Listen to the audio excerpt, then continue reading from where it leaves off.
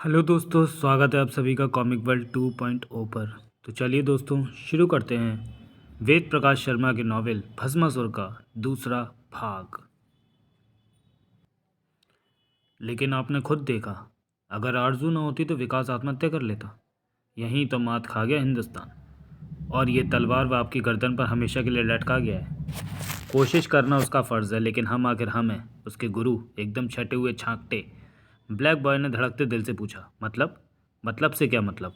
क्या करने की सोच रहे हैं आप? चाहे जो करना पड़े, ये शादी नहीं होगी।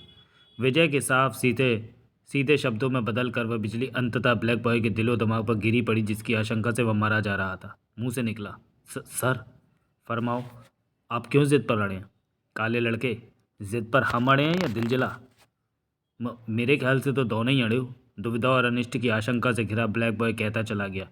मानता हूँ कि विकास गलत है, उसे आपकी इच्छा और भावना की कद्र करनी चाहिए, मगर आप जानते हैं वह आज से नहीं, शुरू से ज़िद्दी है, और हम हमेशा उसकी ज़िद के सामने अपनी मूछें नीची करते आए।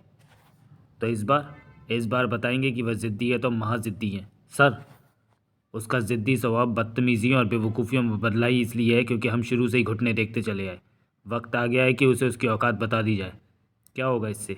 मतलब यही ना कि दुनिया से उसका नामो निशान मिट जाएगा। ये किसने कहा तुमसे? मुझे मालूम है, आपकी नज़र तिरछी हो जाए तो उसकी एक नहीं चलेगी। यानी आपने अगर ये फैसला कर लिया कि ये शादी नहीं होगी, तो मैं जानता हूँ दुनिया की कोई ताकत शादी नहीं करा सकती, और शादी नहीं हुई तो विकास सुसाइड कर लेगा। उसे मर नहीं देना होता तो आखिरी समय पर यह क्यों बताते कि आरजू जिंदा है? विजय ने गहरी सांस लेने के साथ कहा। नहीं प्यारे, हम उसे मरने नहीं दे सकते। कम से कम उस वक्त तक तो हरगिज़ नहीं जब तक हमें यह विश्वास है कि उसे आरजू की रेशमी जुल्फ़ों से निकाल लाएंगे। और अगर ये विश्वास टूट गया तो उसके अपने हाथों नहीं, हमारे हाथों उसकी मौत निश्चित है। कहते वक्त विजय का चेहरा खुरदरा और खूंखार हो उठा। शायद तुम भूल गए काले लड़के, पहले भी कहा था, हमें विकास के मजनू बनकर जीने की जगह उसकी चंद्रशेखर आज़ाद जैसी मौत कबूल है। सर, मगर घबराओ मत। ये सब इतनी आसानी से होने देना होता तो आरजू के ज़िंदा होने का रहस्य खुलकर उसे सुसाइड से ना बचाते। ऐसा केवल मजबूरी में होगा, तब जब हम हार मान जाएं, दिलो दिमाग कहने लगे कि हम इस शादी को नहीं रोक सकते। और तुम जानते हो आसानी से ऐसा नहीं होगा। निश्चय ही हम कोई ऐसा पैतरा खोज निकालेंगे कि सांप भी मर जाए और लाठी भी न टूटे, अर्थात शादी भी ना हो और दिलजला भी साबुत का साबुत रहे। ऐसा क्या पैतरा हो सकता है? इतना विश्वास तो तुम्हें होना चाहिए कि विजय दी ग्रेट के दिमागी कारखाने में पैतरों की कोई कमी नहीं है। अब ये इसी कारखाने का कमाल है कि सारा खेल बिगड़ जाने, आरजू की हत्या करते दिल जले के हाथों रंगे हाथ पकड़े जाने के बावजूद हमने झूठ सच बोलकर दिल जले को यहाँ से संतुष्ट करके भेजा। झूठ सच बोलकर? यह बात पूरी तरह हवाई है कि आरजू को आईएसआई से कोई खतरा है। हैरान ब्लैक बॉय के मुंह से निकला, ये आप क्या कह रहे हैं सर? 16 आने दुरुस्त फरमा रहे हैं सरकार। जरा सोचो, ये गप ना हाँ की होती तो दिल जला कैसे संतुष्ट होता? क्या कहते कि हमने आरजू को क्यों किडनैप किया? ओह, और क्या झूठ बोला आपने? बाकी तो सब सच ही सच बोला, लेकिन केवल उतना जितने की ज़रूरत थी। ज़रूरत से ज़्यादा सच भी नहीं बताया उसे। आप बड़ी पेंचदार बातें कर रहे हैं सर, मेरी समझ में कुछ नहीं आ रहा।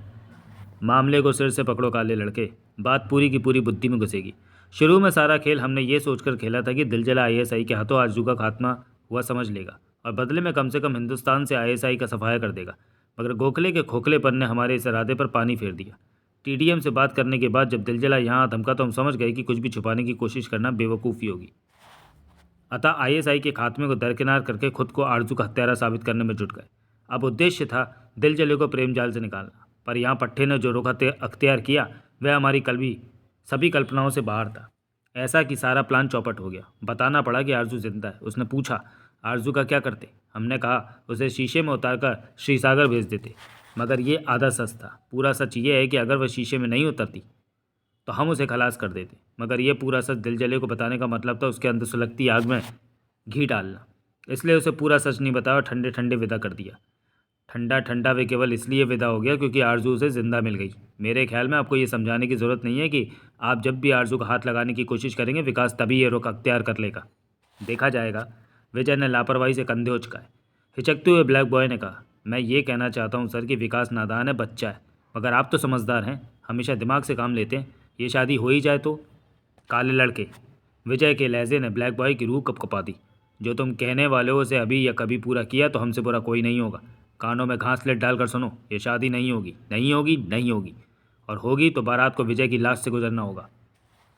ब्लैक बॉय के संपूर्ण जिस्म में ऐसी विद्युत तरंगें दौड़ती चली गईं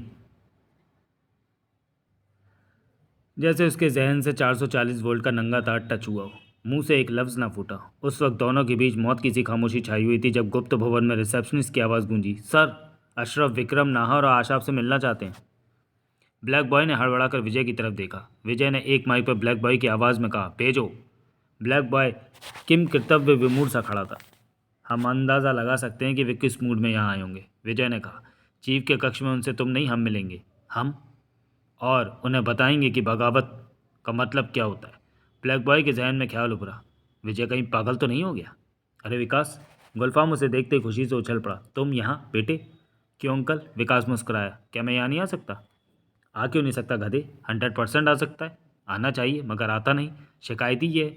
सोचकर हैरान हूँ कि इधर का रास्ता आज तुझे कैसे याद आ गया। खैर जैसे भी आया, अपने गरीब अंकल की आज तुझे याद तो आई। ऐसा क्यों कहते हैं अंकल? मेरी समझ में आप इस दुनिया के सबसे अमीर शख्स हैं। जानते हैं क्यों? क्यों? क्योंकि एक ज़माने में राजनगर में आपका डंका बजता था। महानगर में सारे गुंडे बदमाश आपके चाकू से थर्राते थे, मगर आपने कभी किसी गरीब को नहीं सताया, मजलूम को चोट नहीं पहुंचाई। दबे कुचले वर्ग के लिए हमेशा ढाल बनकर खड़े हुए। और बात के इतने पक्के हैं कि विजय गुरु से एक बार वादा करने के बाद अपनी पिछली ज़िंदगी की तरफ कभी मुड़कर नहीं देखा। बस बस कर बेटे, तुमने तो तारीफ़ों के पुल बांध दिए मेरी। कहने के साथ गुलफाम ने अपने तहमत से कुर्सी साफ की, बोला, यहाँ बैठो। अरे ओ छंगा, गबरू, मटरू, लपक कर कुछ ठंडा गरम ले आओ। अपना बच्चा वर्षों बाद आया है। छोटे से होटल के स्टाफ में भागम भाग मच गई। गुलफाम के प्यार से अभिभूत विकास मुस्कुराता हुआ बोला, आज मैं यहाँ सिर्फ बैठने नहीं, शरण लेने आया हूँ। गुलफाम अंकल। शरण? गुलफाम उछल पड़ा। और तुम्हें? क्यों मजाक कर रहे हो बेटे? मजाक की क्या बात है इसमें? मिले भले ही वर्षों बाद हों, मगर इतना पढ़ा लिखा तो गुलफाम है ही कि अखबार में छपे अल्फाज पढ़ सके। सारी दुनिया के मुजरिमों और दुश्मन मुल्कों के जासूसों में तेरा नाम सुनते ही जो खलबली मस्ती है वो मुझे मालूम है। तेरे कहर से बचने के लिए वे सारे गटर तक में शरण लेने में नहीं चूकते, और तू कह रहा है कि तुझे शरण चाहिए? ये मजाक नहीं तो क्या हुआ? हंसते हुए विकास ने कहा, दुश्मन मुझसे शक्तिशाली है अंकल। तुझसे शक्तिशाली? गप, कोरी गप। मान ही नहीं सकता तेरा ये गुलफाम चाचा। कम से कम राजनगर में तो तुझसे शक्तिशाली कोई हो ही नहीं सकता। है? कौन है वो, मुझे बता। गुलफाम के चाकू का अभी जंग नहीं लगा है।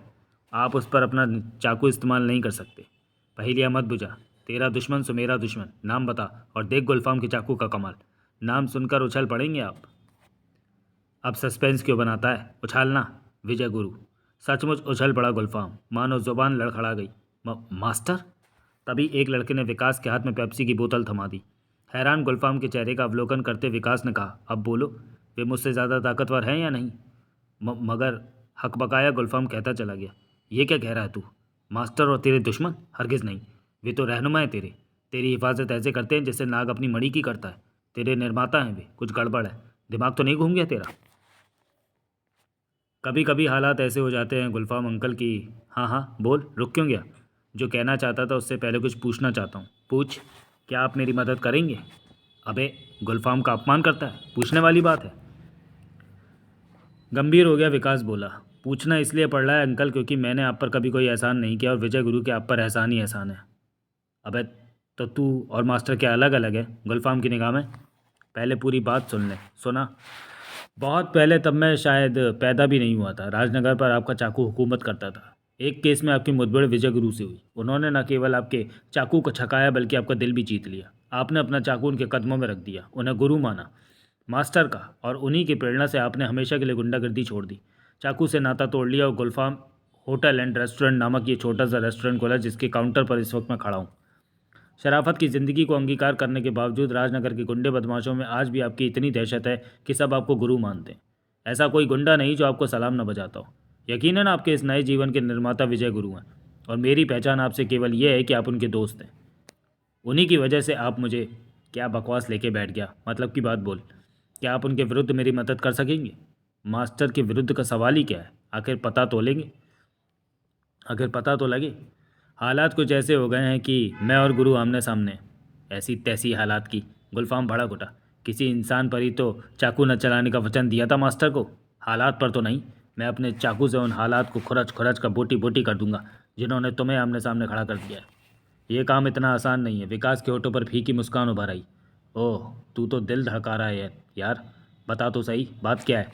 यहाँ नहीं, तो चल जहाँ चलना है। आपके होटल में कोई खाली कमरा है? फिर गुलफाम का अपमान। हो क्या गया तुझे? सारा होटल तेरा है। 1 मिनट। कहने के साथ विकास ने पेप्सी मेज पर रखी होटल का गेट पार किया, फुटपाथ पर खड़ी अपनी 1000 का पिछला गेट खोला, पिछली सीट पर पड़ा आरजू का बेहोश जिसमें खींचकर अपने कंधे पर डाला, उसके साथ बाहर आ गए। गुलफाम ने पूछा, ये कौन है? बताता हूँ, अंदर चलें? क्यों नहीं, आ।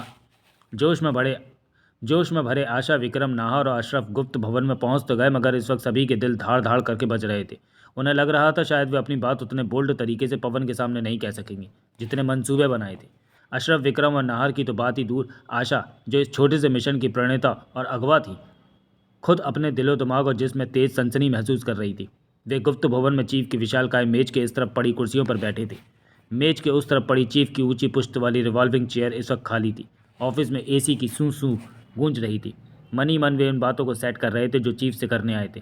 खुद आशा को नहीं लग रहा था कि वह अपनी बात मजबूती से कह सकेगी। एकाएक उनके ठीक सामने वाली दीवार सरसराहट की आवाज़ के साथ एक तरफ सरकी। चारों एक ही स्विच से कनेक्टेड पुतलों की तरह खड़े हो गए। सामने पवन था, सीक्रेट सर्विस का चीफ।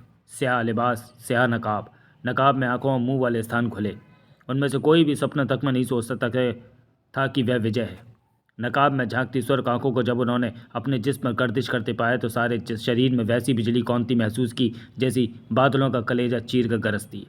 होंठ शुष्क, कंठ रेगिस्तान। बैठो, उसने रिवॉल्विंग चेयर पर बैठने के साथ कहा। भर्राई हुई विशिष्ट आवाज़ उनके दिमागों से टकराने के बाद ठंडी लहर बनकर सारे जिस्म में दौड़ गई। जैसे एक ही बटन से हरकत में आने वाले पुतलों की तरह खड़े हुए थे वैसे ही बैठ गए। विजय ने मेज पर रखे सिगार केस से एक सिगार निकाल कर दांतों में फंसाया, लाइटर से सुलगाया और एक गहरा कश लेने के बाद सीधा सवाल किया, बगैर कॉल किए कैसे आ गए? तीनों की सिट्टी पिट्टी गुम, बोल एक के मुंह से भी ना फूटा। इस उम्मीद में कनखियों से एक दूसरे की तरफ उन्होंने देखा ज़रूर कि शायद वही कुछ कह दे। एक दूसरे को क्या देख रहे हो? आवाज़ में कोड़े जैसी फटकार दी। बोलो। अशरफ ने हिम्मत की। वो सर, बात यह है कि रुक क्यों गए, कहो। आशा आपसे कुछ कहना चाहती है। इससे ज़्यादा अशरफ कुछ ना कह सका। विजय की सुर्ख आंखें आशा पर जम गईं और आशा का कलेजा मानो मुंह को आ गया। दिल धड़कना भूलकर जिस्म के जाने कौन से हिस्से में जा छुपा। ऑफिस में आवाज़ गूंजी, क्या कहना है? यकीनन आशा ने बोलने की भरपूर कोशिश की मगर आवाज़ थी कि हलक से बाहर ही ना निकली। वेस्ट करने के लिए टाइम नहीं है आशा। कोड़ा फिर फटकारा। बोलो। वो बात यह है सर कि। आशा रुक गई, चेहरे पर हवाइयाँ उड़ रही थीं। विजय गुर्राया, बोलो ना। कुछ नहीं, आशा के साहस ने साथ छोड़ दिया। सॉरी सर, हम चलते हैं। मतलब? नकाब से झांकती आंखें गोल हो गई। आपका टाइम वेस्ट करने के लिए सॉरी चीफ, आशा बड़ी मुश्किल से कह पाई। हमें कुछ नहीं कहना। तुम्हें कहना है। विजय की आवाज़ ऐसी थी जैसे लोहे की पत्ती को ज़मीन पर रगड़ा जा रहा हो, और जो तुम्हें कहना है वह कह नहीं पा रही। इसलिए जाहिर है कि तुम कोई ऐसी बात कहने का मंसूबा लेकर यहाँ आई हो जिसके बारे में जानती हो कि बात हमें पसंद नहीं आएगी। आशा चुप रही। विजय ने कहा, फिर भी कहो। आशा ने कोशिश की मगर जीभ हड़ताल पर थी। अशरफ, विक्रम, नाहर, तुम बोलो। वे सब भी चुप। बिल्ली के गले में घंटा कौन बांधे? अंततः विजय ने ही कहा, तुम हमसे विकास और आरजू के संबंध में बात करने आए हो।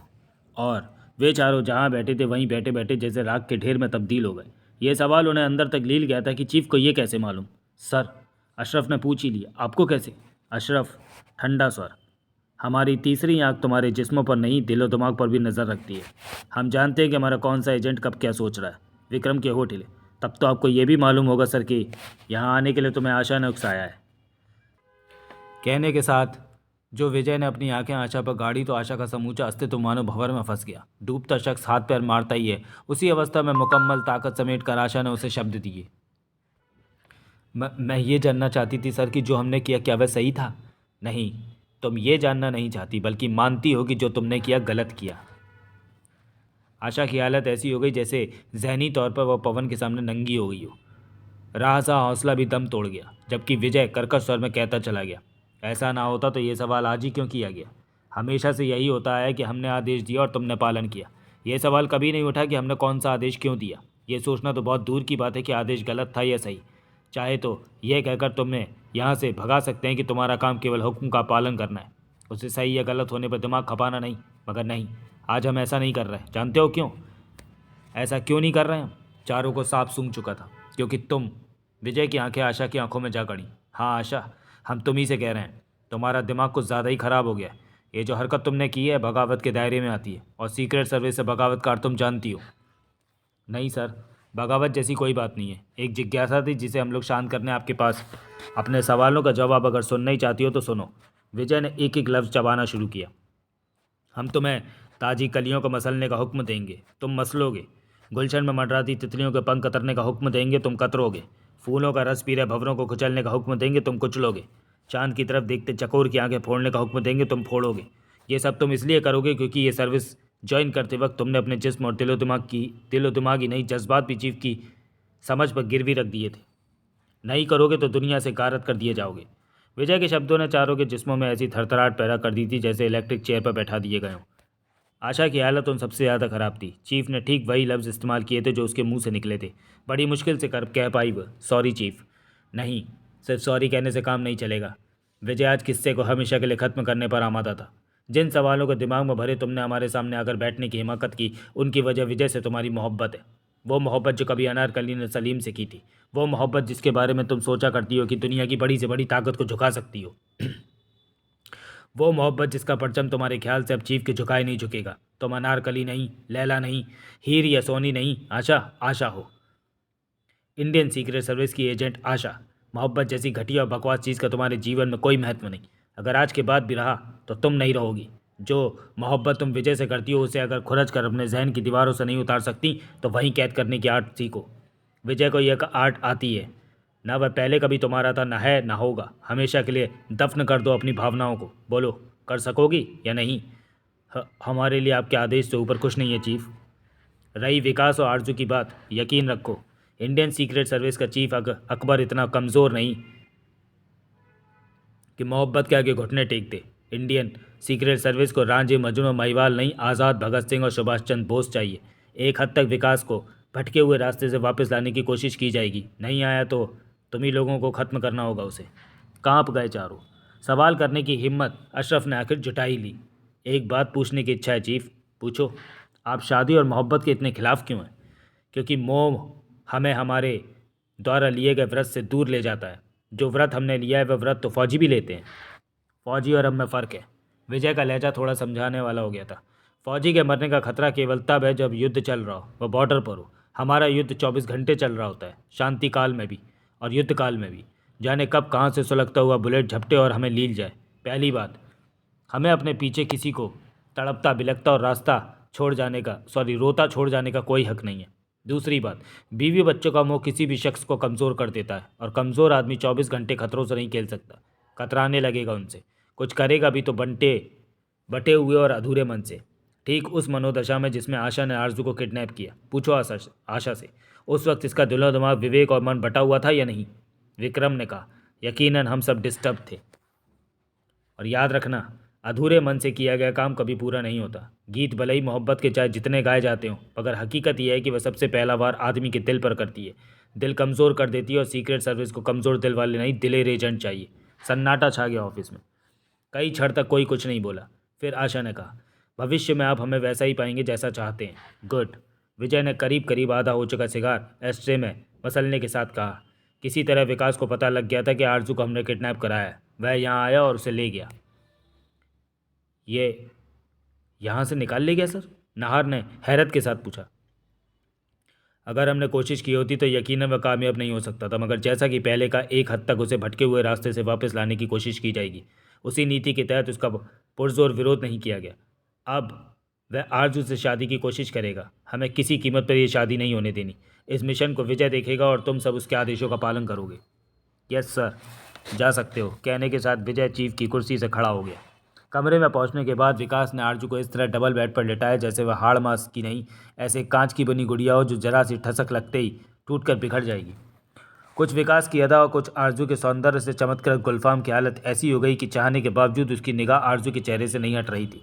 बेहोश आरजू का भोला भाला मासूम और गुलाबी मुखड़ा ऐसा लग रहा था जैसे आकाश की गोद में उदा होता सूरज। विकास मंत्रमुग्ध था उसे देख रहा था और गुलफाम देख रहा था विकास को, उस विकास को जो पूरी तरह सुध बुध गंवाए हुआ था, इस कदर कि उसे गुलफाम की मौजूदगी तक का एहसास न रहा। झुका, अपने होठों से आरजू का कपोल चूमा। इस क्षण गुलफाम के होठों पर रहस्यमय मुस्कान उभर आई। विकास एक टक आरजू को देख ही रहा था कि गुलफाम ने पूछा, कौन है ये? विकास चौंका। सचमुच उसे पहली बार कमरे में गुलफाम की मौजूदगी का एहसास हुआ। झेंपा और हड़बड़ा कर सीधा खड़ा हो गया।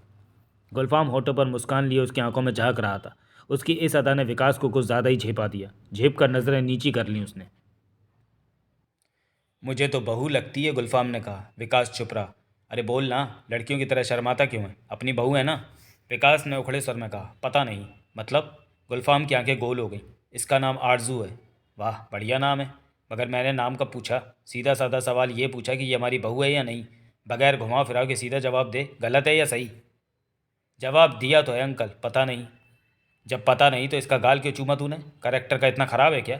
दरअसल इसी की वजह से मैं और विजय गुरु आमने सामने। गुलफाम अंकल, यानी गुलफाम के मस्तक पर बल पड़ गए। इसे आपकी बहू बनाना चाहता हूँ। विजय गुरु को कबूल नहीं। वजह? ना मैं बता सकता हूँ न वे। क्यों नहीं बताते? वे जाने। मुमकिन है उन्होंने कोई और लड़की देख रखी हो। ऐसा नहीं है। ऐसा ही होगा। ये ठाकुर है। ठाकुरों की आन बान और शान से भला कौन वाकिफ़ नहीं है?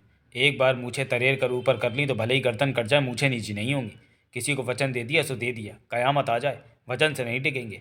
ऐसा ही तो कोई मामला नहीं है? किसी को वचन तो नहीं दे बैठे हैं कि तुम्हारी शादी? नहीं अंकल, ऐसी कोई बात नहीं है। तो फिर क्या बात है? लड़की सुंदर है, बल्कि चांद है ईद का।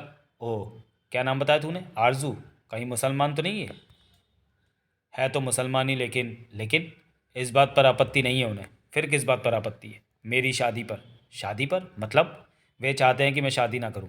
ये क्या वाहियात ख्वाहिश हुई? भला शादी क्यों ना करो तुम? हकीकत गुलाम गुलफाम को बता नहीं सकता था, सो बोला। वे जाने। ये तो कोई बात नहीं हुई। लड़का जब शादी के लायक होगा तो शादी होगी।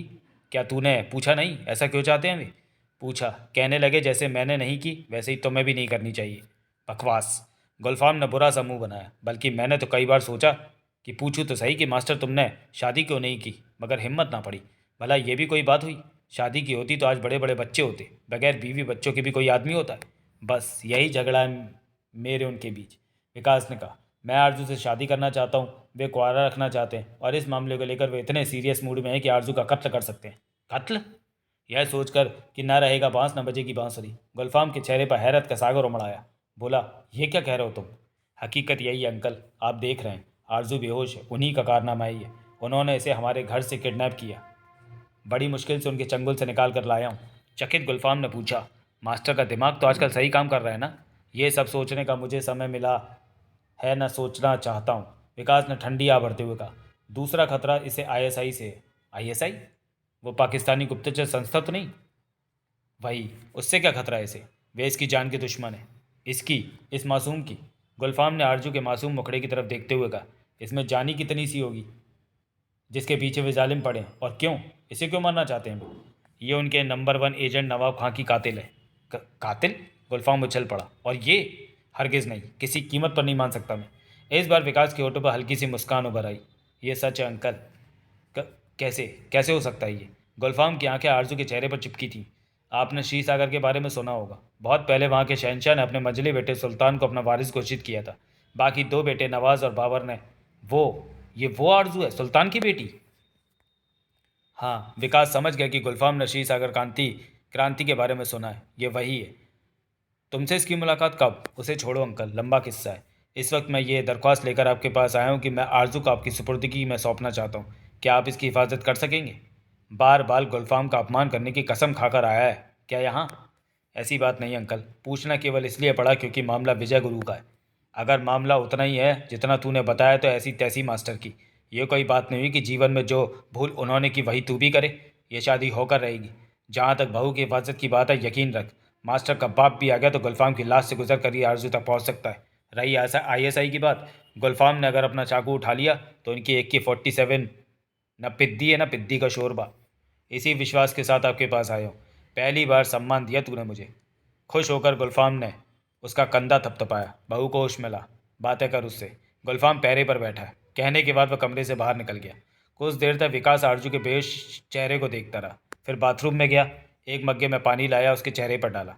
कुछ देर बाद उसकी पलकें कपकपाई। कांपते होठों से निकला, विक्की विक्की विक्की। विजय को खा जाने वाली नज़रों से घूरते ठाकुर साहब ने कहा। तो सुपर रघुनाथ की आवाज़ में रैना को फ़ोन तुमने किया था? जब हुजूर टीडीएम से बात कर ही चुके तो झूठ बोलने की गुंजाइश ही कहाँ रही? विजय के जवाब देने के स्टाइल पर ठाकुर साहब तिलमिला गए। गुर्रा कर कहा, झूठ बोलकर रैना को रेलवे क्रॉसिंग पर क्यों बुलाया था?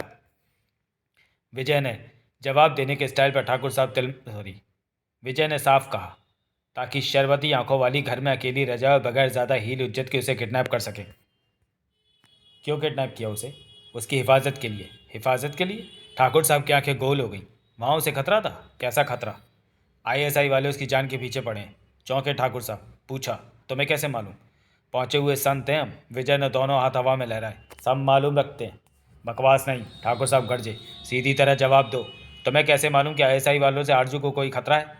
विजय ने अपनी खास टोन में कहा। क्षमा करें पिताश्री, नहीं बता सकते। ठाकुर साहब के साथ विजय की कोठी पर आए पुलिस वालों के होठों पर मुस्कान रेंगते रेंगते रह गई। जी चाह रहा था कि विजय के हाथ नचाने की स्टाइल पर दिल खोलकर ठहाका लगाएं, परंतु ठाकुर साहब की मौजूदगी के कारण ऐसा संभव नहीं था। विजय की कोठी का लॉन इस वक्त पुलिस छावनी सा नजर आ रहा था। गुप्त भवन से आते ही विजय ने खुद को पुलिस से घिरा पाया था। 4 जीपों में आई फोर्स का नेतृत्व खुद ठाकुर साहब कर रहे थे। कुछ देर तक वे विजय को घूरते रहे, फिर एक एक शब्द को चबाते बोले, जवाब तो तुम्हें हमारे हर सवाल का देना होगा विजय, यहाँ नहीं तो हवालात में दोगे। हवालात में? तुमने रैना को रघुनाथ बनकर फ़ोन किया, आरजू को किडनैप किया, ये दोनों जुर्म खुद कबूल किए। ना भी किए होते तो कोई फ़र्क नहीं पड़ना था। हमारे पास सबूत है और गिरफ्तारी के लिए ये 2 जुर्म काफ़ी है। तो कहिए ना, विजय ने ठाकुर साहब की आवाज़ में कहा। You are under arrest mister Vijay. हमें फिल्मी स्टाइल में गिरफ्तार होना पसंद है। भुनभुना उठे ठाकुर साहब। पूछा, इस बार आरजू कहाँ है? अपने दिल जले के पास। वो तो खुद घर से गायब है। गायब है? टीडीएम से बात करने के बाद वह बेहद खतरनाक मूड में नजर आने लगा था। रैना को बताया कि आरजू को तुमने किडनैप किया और उसे घर में बंद करके निकल गया। बापू जान, आप भी रहेंगे धीवट के धीवट। वर्षों पुरानी बात है ये। ताज़ा समाचार ये है कि दिलजला हमारे पास पहुंचा। खफा था, कहने लगा आरजू से मेरी है गुरु। तुमने नीयत डालने की कोशिश की तो चुल्लू भर पानी में डूब कर मर जाऊंगा। हमने उसका माल उसे सौंप दिया। अब तक अपने दड़बे में पहुंच गया होगा। नहीं पहुंचा तो कहाँ गया? यही तो तुमसे पूछ रहे हैं हम। और हम आपसे पूछ रहे हैं। विजय अपने दोनों कूलों पर हाथ रखकर खड़ा हो गया। ज़्यादा स्मार्ट बनने की कोशिश मत करो। हमें लगता है तुमने दोनों को कहीं कैद कर रखा है। बोलो, कहाँ है वे? अजीब धींगा मुश्ती है। कैद करके क्या हम अचार डालेंगे उनका? अच्छा ये बताओ, किडनैप करके तुम आरजू को कहाँ ले गए थे? उसे विकास को तुमने कहाँ सौंपा? सीक्रेट। विजय ने आंख मारी। Top secret. तिलमिला गए ठाकुर साहब। गुर्राए, जवाब दो। कहा ना। विजय उनके पास आता कान पर झुककर फुसफुसाए, हाईली कॉन्फिडेंशियल। इंस्पेक्टर शर्मा। बौखलाकर ठाकुर साहब दहाड़ उठे। हथकड़ी पहनाओ इसे। Yes sir. इंस्पेक्टर शर्मा लपका। अगले पल वह विजय को हथकड़ी पहना रहा था। विजय ने पूछा, तुम शर्मा हो? जी, इंस्पेक्टर ने कहा। कैसे शर्मा हो यार? इतने बड़े आदमी को हथकड़ी पहनाते वक्त शर्मा नहीं रहे? शर्मा बौखला कर रह गया। आरजू, आरजू। उस पर झुके विकास ने कहा, आंखें खोलो, देखो तुम मेरे पास हो। कांपती पलकें उठी जैसे सीप खुली हो। विकास पर नजर पड़ते ही कह उठी, विक्की। आरजू। और विकास की बाहों में समा गई वे। विकास ने कसकर अंक में भींच लिया। जाने क्यों आरजू फफक फफक कर रो पड़ी। विकास सांत्वना वाले अंदाज में उसके सिर पर हाथ फिरा रहा था। आरजू के जहन पर बेहोश होने से पूर्व के दृश्य चकराए। चौंक कर अलग हुई और इस तरह देखने लगी जैसे यकीन ना रहा हो कि वह विकास है। ऐसे क्या देख रही हो?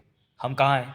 फिक्र मत करो, सुरक्षित जगह हैं। मगर मुझे तो उन्होंने किडनैप किया था। अशरफ अंकल, आशा आंटी, विक्रम। मुझे मालूम है, मगर क्यों? उन्होंने मेरे साथ ऐसा सलूक क्यों किया?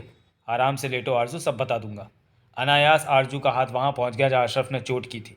मुंह से निकला, मुझे अशरफ अंकल ने बेहोश किया। मैं उस रूप में उन सबको वहाँ देखकर हैरान थी। पूछा भी कि वे ऐसा क्यों कर रहे हैं। उन्होंने कहा, हमारी दुनिया में मोहब्बत करना पाप है। ये कौन सी दुनिया है विकास? धरती पर आखिर ये कौन सी जगह है जहाँ मोहब्बत को पाप समझा जाता है? विकास उसे हकीकत नहीं बता सकता था, इसलिए बोला, नहीं आरजू, तुम्हारे किडनैप की वजह हमारी मोहब्बत नहीं थी। और क्या थी? तुम्हारे जीवन को खतरा। किससे? आईएसआई से। आईएसआई? आरजू चौंकी।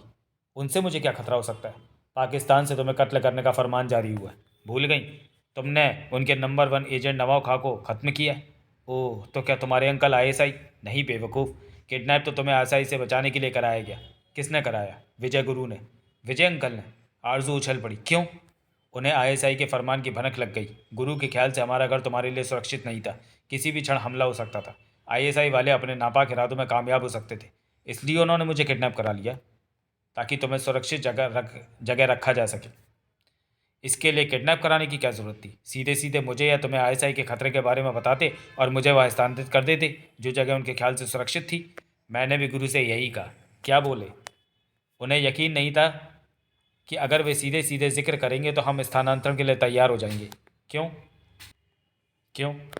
उन्हें डर था कि हम छुपने की जगह आईएसआई का मुकाबला करने की कोशिश करेंगे, और वे ऐसा नहीं चाहते थे। यकीनन। वजह? तुम्हें किसी खतरे में नहीं डालना चाहते। खतरे? आरजू कहती चली गई। विजय जी जानते हैं कि विक्की के आरजू के जीवन में खतरे जैसे शब्द का कोई महत्व नहीं है। बचपन से खतरों से ही खेलती आई हूँ मैं, जिसने जिहाद की अगवानी करके अपने मुल्क को आज़ाद कराया। विजय जी जानते हैं कि वह वो रसगुल्ला नहीं जिसे आईएसआई अपनी जीप पर रखे और हजम कर जाए। दरअसल वे तुम्हें मूर्ख बना रहे हैं। मेरे किडनैप की वजह वो नहीं है जो उन्होंने तुम्हें बताई। विकास ने धड़कते हुए दिल से पूछा। और क्या वजह हो सकती है? वही जो किडनैप करते वक्त आशा आंटी के मुंह से निकला। तुम किसी ऐसी दुनिया के वाशिंदे हो जहाँ मोहब्बत को पाप समझा जाता है। ये तुम्हारी गलत फहमी है आरजू। फिर उन्होंने ऐसा क्यों कहा? सिर्फ तुम्हें भरमाने के लिए। मतलब? ताकि तुम अपने किडनैप की असली वजह न जान सको। जिसे उसके हित में किडनैप किया जा रहा हो उससे हकीकत छुपाने की वजह? वही जो बता चुका हूँ। उन्हें डर था कि हम लोग या तो अपने गुरु के हाथों तुम खुद बेवकूफ़ बने हुए विक्की, या मुझे मूर्ख बनाने की कोशिश कर रहे हो। उसकी आंखों में आंखें डाले आरजू एक एक शब्द पर जोर देती कहती चली गई। जिस अंदाज में आशा आंटी ने वह सब कहा उसे मैं कभी भूल नहीं सकती। नहीं, वह सब मुझे भरमाने के लिए नहीं कहा गया था, बल्कि अंदाज से साफ जाहिर था कि वे खुद उस फेवर में नहीं थी जो करना पड़ रहा था। वे मजबूर थी विक्की, अनिच्छापूर्वक किसी का हुक्म मानने के लिए मजबूर थी वे। पगली। विकास ने उसका मुखड़ा अपनी हथेलियों के बीच में भरा। वे सब एक्टिंग में माहिर हैं और तुम उनकी एक्टिंग के शिकार हो गई। सबसे ज़्यादा माहिर तो मुझे तुम लग रहे हो। मैं? क्या विजय अंकल, अशरफ अंकल और तुम्हारी आशा आंटी, विक्रम और नाहर अंकल भी इंडियन सीक्रेट सर्विस के एजेंट नहीं हैं? विकास को कहना पड़ा। हाँ। यानी मुझे इंडियन सीक्रेट सर्विस ने किडनैप किया? नहीं, इंडियन सीक्रेट ने नहीं, बल्कि सिर्फ विजय गुरु ने। विकास ने सतर्क लहजे में एक एक शब्द नाप तोल कर कहा। यह काम उन्हीं के आदेश पर हुआ। यानी वे हमारी मोहब्बत के खिलाफ है? क्या बात कर रही हो? हम दोनों साथी तो गए थे उनका आशीर्वाद लेने। कितने खुश हुए थे वे। क्या तुमने महसूस किया कि वे हमारी मोहब्बत के खिलाफ हैं? तुमने अभी अभी कहा वे सब एक्टिंग में माहिर हैं। आरजू, मुमकिन है वह केवल उनकी भारी प्रतिक्रिया हो, असल में हमारी मोहब्बत के खिलाफ हो। अब विकास को गंभीर हो जाना पड़ा। डबल बेड से उठा, चहलकदमी शुरू करता बोला। बार बार इसी बात पर जोर क्यों दे रही हो तुम? क्योंकि मुझे लग रहा है कि सच वही है। अगर है भी तो क्या तुम मुझसे मोहब्बत करना छोड़ दोगी? एक झटके से कहने के साथ वह मुड़ा और सीधा आरजू की आंखों में झांकता बोलो, बोलो आरजू। मोहब्बत वह चीज़ ही नहीं जिसे करना या छोड़ देना किसी के अख्तियार में हो। बात खत्म हो गई। विकास ने पुनः आगे बढ़कर उसका मुखड़ा हथेलियों में भर लिया। हमें इस सोच में दिमाग खपाना ही नहीं चाहिए कि कौन हमारी मोहब्बत के फेवर में है, कौन खिलाफ। सच्चाई सिर्फ यह है कि हम दोनों एक दूसरे से मोहब्बत करते हैं। पर विक्की, वे हमारी मोहब्बत के खिलाफ क्यों हैं? पहली बात, ऐसा नहीं है। दूसरी बात, है भी तो हम वजह जानने की कोशिश क्यों करें? वे तुम्हारे गुरु हैं विक्की, आरजू ने कहा। तुमने खुद बताया निर्माता हैं तुम्हारे। तो क्या जज्बातों पर हुकूमत करेंगे मेरे? विकास चीख पड़ा। क्या ये भी वह तय करेंगे कि मुझे मोहब्बत करनी ही चाहिए या नहीं? विक्की, मैं उनका आदर करता हूँ, सम्मान करता हूँ, उनके हुक्म पर सिर कलम करवा सकता हूँ अपना। मगर मगर तुमसे जुदा होकर एक सांस लेने की कल्पना भी नहीं कर सकता। तुमने अभी कहा। सचमुच ये किसी के अख्तियार में नहीं। वे तो गुरु हैं। खुद भगवान भी धरती पर उतर आए तो हमें जुदा नहीं कर सकता। विक्की, ओ विक्की। आरजू दौड़कर उसकी बाहों में समा गई। पूरी तरह भावुक हो चुके विकास ने कहा, कौन हमारी मोहब्बत के फेवर में है, कौन खिलाफ, ये सब सोचकर तुम अपना दिमाग खराब मत करो आरजू। ये हेडेक मेरे हैं, सबको देख लूंगा मैं। तभी बंद दरवाजे पर दस्तक हुई। आरजू छिटक कर विकास से अलग हो गई। विकास ने ऊंची आवाज़ में पूछा, कौन? मैं हूँ बेटे, गुलफाम की आवाज़ उभरी। आ जाओ अंकल। गुलफाम ने दरवाज़ा खोलकर अंदर कदम रखा। कुछ कहने ही वाला था कि तो चलिए दोस्तों, वीडियो को यहीं समाप्त करते हैं और मिलते हैं भस्मासुर के अगले पार्ट में, अगले वीडियो में। तब तक के लिए धन्यवाद।